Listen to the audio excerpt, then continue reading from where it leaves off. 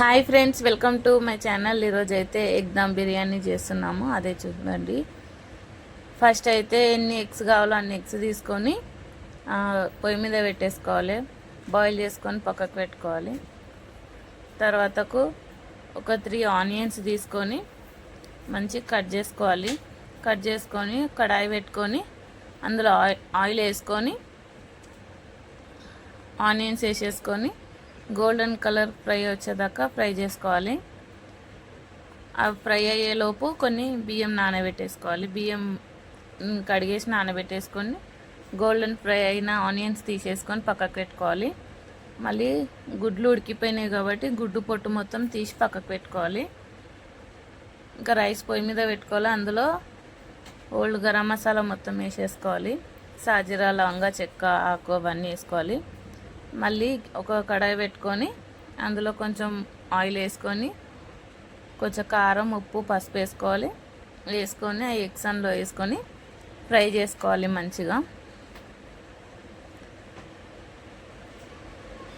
కొంచెం ఎగ్స్ మంచిగా ఫ్రై చేసుకున్నాక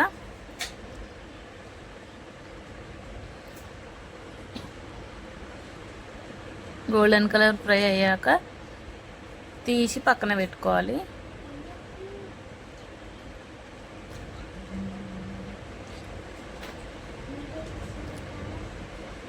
కొన్ని టమాటాలు తీసుకొని 2 టమాటా కట్ చేసి పక్కన పెట్టేసుకోవాలి.